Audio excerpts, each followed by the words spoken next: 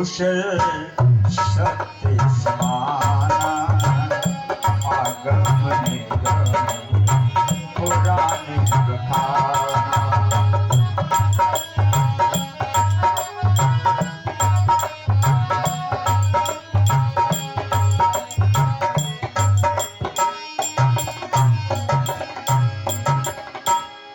श्री सूत जी से पूछा शौनक ऋषियों ने, महाराज हमें धर्म और परम धर्म की परिभाषा बताइए कि दुनिया में धर्म क्या है और परम धर्म क्या है। श्री सूत जी महाराज ने कहा, बड़ा सुंदर प्रश्न आप लोगों ने किया है ऋषियों। देखो, इस संसार में धर्म है स्वयं साक्षात भगवान। भगवान धर्म है तो महाराज परम धर्म तो उससे बड़ा हो। यदि भगवान ही धर्म है तो परम धर्म क्या है? तो परम धर्म की व्याख्या करते हैं श्री सूत जी महाराज। कहते हैं, धर्मा प्रोचित कैतवो त्रिपरमो निर्मत्सराणाम शताम वेदुम वास्तवमत्र वस्तु शिवदम तापत्रयोन्मूलनम। श्रीमद्भागवते महामुनि कृते किं वा परीश्वरः शब्दो हृद्यवरुध्यते त्रिकृतिभिः सुश्रुतिभिस्तक्षणाय। श्रीमद्भागवत कथा भगवान का वांग्मय स्वरूप। धर्म है भगवान तो परम धर्म है उनकी कथा। इसलिए ये है श्री राम कथा, ये है श्री कृष्ण कथा, ये है श्री राम कथा, ये है श्री कृष्ण कथा।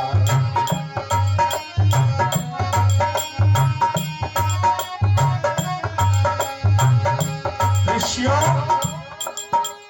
जिसे श्रवण कर मिट जाती है, जिसे श्रवण कर मिट जाती है जन्म जन्म की कथा। ये श्री राम कथा, ये है श्री कृष्ण कथा, ये है श्री राम कथा, ये है श्री कृष्ण कथा।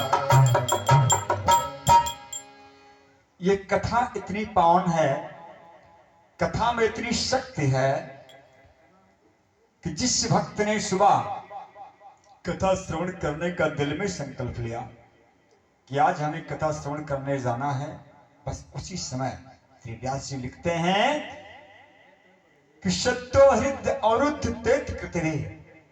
भगवान का हृदय में वास हो जाता है। और वास तो होता है, लेकिन ऐसा वास भगवान का शरीर में होता है, निवास होता है कि अवरुद्ध तेत कृतवे।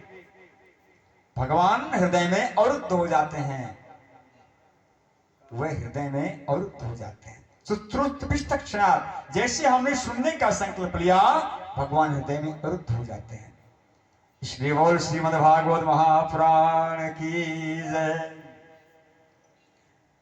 ऋषियों ने कहा, महाराज जब इतनी बड़ी पावन कथा है तो इसका उद्भव कैसे हुआ, इस श्रीमद्भागवत का प्राकट्य कैसे हुआ? महाराज हमें ये बताने की कृपा करें। श्री सूत जी कहता है, ऋषियों,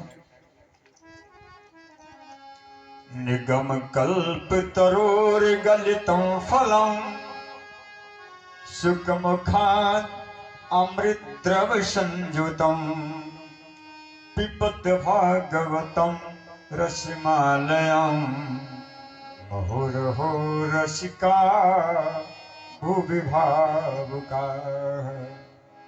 देखो, निगम कहते हैं वेद को, निगम कहते हैं वेद को, वेद भगवान को कहते हैं। और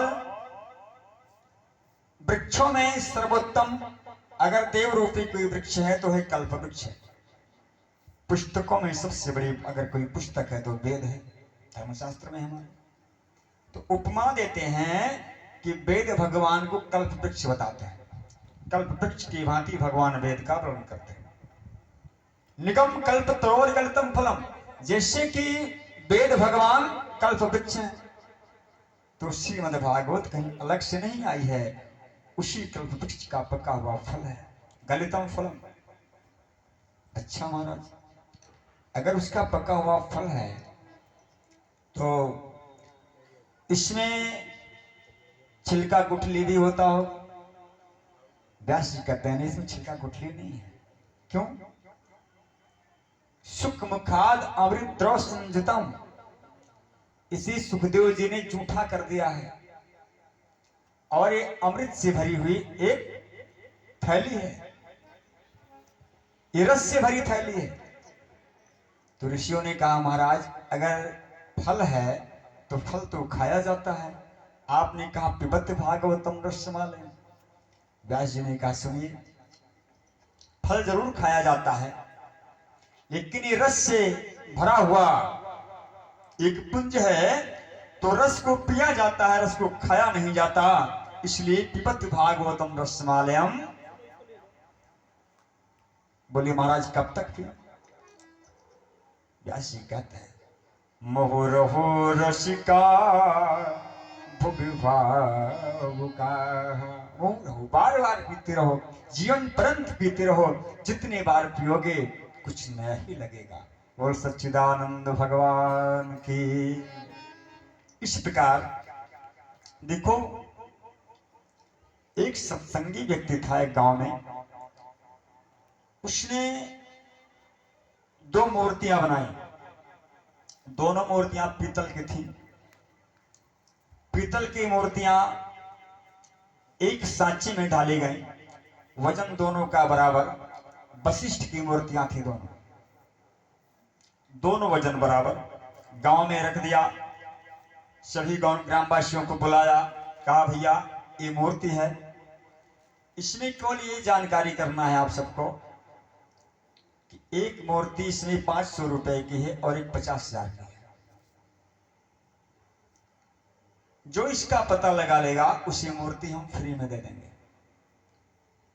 सभी ग्रामवासी इकट्ठा हुए, फ्री में पाने के लिए तो लोग दौड़ पड़े, लेकिन उसका पता लगाना है कि कौन मूर्ति 500 की है, कौन 50,000 की है। और मूर्तियां दोनों एक ही धातु की हैं, एक ही ऋषि की हैं, वजन भी बराबर है। सब लोग इकट्ठा हो गए, क्या करें, कैसे पता लगाएं? उठाकर देखने में, तोलने में, सारा कुछ कार्य करने में शाम हो गई। शाम का समय है, एक संत गांव में आ गई। बोल संत भगवान की। इनकी तो मौज ही अनूठी होती है। फकीरी में मन लगा मेरा यार, फकीरी में मन लगा मेरा यार, फकीरी में मन लगा मेरा यार।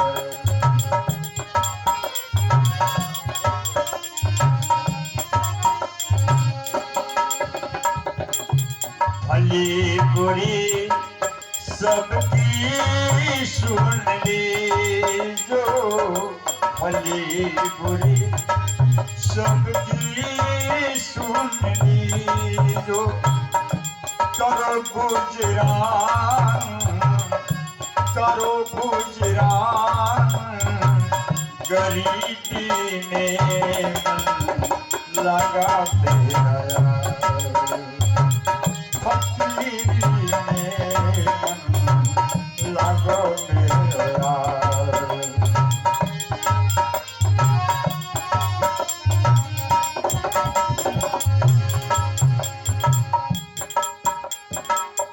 हाथ में तुम्बी बगल में सोटा, हाथ में तुम्बी बगल में सोटा, चारों दिशा, चारों दिशा जगीरी में मन लगा मेरा यार, फकीरी में मन लगा मेरा यार, फकीरी में मन लगा मेरा यार। गांव में बाबा आ गए, सबके बीच में गए, बोले भैया काहे को भीड़ लगाए हो, इतनी भीड़ इकट्ठा क्यों है। ग्रामवासियों ने कहा महाराज इस चित्रकार ने दो मूर्तियां बनाई हैं, दोनों मूर्तियां बराबर एक धातु की हैं और ये कहते हैं कि एक मूर्ति 500 की है, एक 50,000 की है। महाराज इसका पता लगाना है, मूर्ति फ्री मिल जाएगी। बाबा ने कहा तो हटो, तुम लोग इसका पता नहीं लगा पाए। बोले महाराज पूरा दिन बीत गया, यही जानकारी नहीं होती कि कौन सी मूर्ति इतनी कम और ज्यादा कीमत की है। कहा मैं बताता हूं। गांव वालों ने कहा बाबा हम लोग सारा दिन लगा दिए और मेरे बस की बात नहीं, तो आप कैसे बताओगे। बाबा ने कहा हम नहीं बता पाएंगे तो कोई नहीं बता पाओगे, जाने दो मुझे। बाबा गए, एक मूर्ति को उठाया और एक सूत जो है उसको बट करके मजबूत किया, जल्दी छूके ना, और मूर्ति के कान में डाला। मूर्ति के कान में उस सूत को डाला तो सूत इस कान से निकल करके इस कान से बाहर हो गया। बाबा ने कहा क्यों भाई, पता तो लग गया। कैसे महाराज। बोले ये मूर्ति 500 रुपए की। दूसरा फिर वही प्रयास, फिर धागा उठाया महाराज ने, दूसरी मूर्ति की कान में डाला, वो कान से होते हुए सीधा पेट में चला गया। बाबा ने कहा 50,000 के। क्यों महाराज आपने इतना जल्दी इसका पता लगा लिया। इसलिए ये चित्रकार सत्संगी है, सत्संग करता है, सत्संग की लगन इसको है। इसने ऐसी मूर्ति बनाई, अर्थात जो इस कान से सुने और इस कान से निकाल दे, समझ लो कि उसने कुछ सुना ही नहीं। बोल सच्चिदानंद भगवान की। इसलिए वो 500 की है, जिसने सुन करके हृदय में धारण कर लिया वो 50,000 की। हमारे पूज्यपाद बाबा गोस्वामी जी भी लिखते हैं कि रामचरित जी सुनते रहा,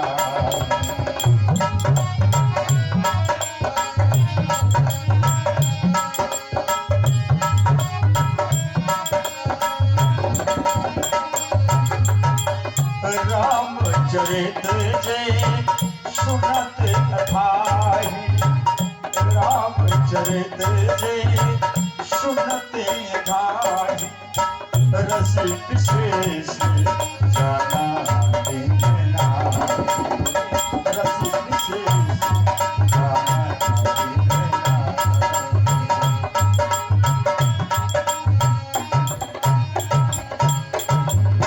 जिन्होंने कह दिया कि बहुत सुना, अभी पड़ोस में श्रीमद् भागवत कथा हो रहे थे, वहां सुने हैं, वही महाराज आए हैं, क्या बार बार सुने। समझ लो कुछ नहीं जान पाए, कुछ सुना नहीं उन्होंने। उदाहरण यही है। श्री सूत जी महाराज कहते हैं ऋषियों, इस कथा को हमारे जो गुरुदेव है ना, उनके परम लाडले पुत्र श्री सुखदेव जी महाराज ने झूठा कर दिया है। अर्थात तोता जिस फल में मुंह लगा दे वो फल तो मीठा हो ही जाता है, और या तो पहले से मीठा होता होगा तब तोता मुंह लगाता होगा। जैसे भी है, लेकिन श्रीमद् भागवत को सर्वप्रथम उसके वक्ता हमारा सुखदेव जी है ना, इसलिए इसकी कथा अति पावन है, अति मीठी है। ऋषियों ने कहा हमारा सुखदेव जी कौन है, ये सुखदेव जी कौन है, मुझे बताने की कृपा करें। प्रणाम किया श्री सूत जी महाराज ने। कहा ऋषियों चलो हम पहले सुखदेव जी की कथा सुना देते हैं। एक समय श्री नारद जी महाराज ब्रह्मांड की यात्रा करते हुए मृत्युलोक में आए। श्रीमन नारायण नारायण नारायण, श्रीमन नारायण नारायण नारायण,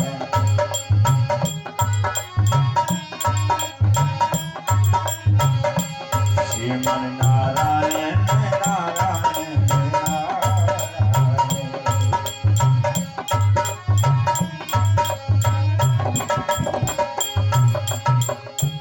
पृथ्वी की यात्रा करने जब नारद जी आए, उन्होंने सोचा कि हमने जहां भी मेरा आगमन हुआ वहां तो कल्याण हो गया, पितामह ब्रह्मा जी के यहाँ भी मैंने झगड़ा लड़ा दिया है। लक्ष्मी जी भी कभी नाराज हो गई भगवान विष्णु से। चलो आज भोले बाबा के यहाँ चलते हैं, आज भोले बाबा के यहाँ चलते हैं और उन्हीं के यहाँ झगड़ा होगा। कथा प्रेमियों, श्री नारद जी महाराज भगवान शिव के स्थान पर पहुंचे कैलाश।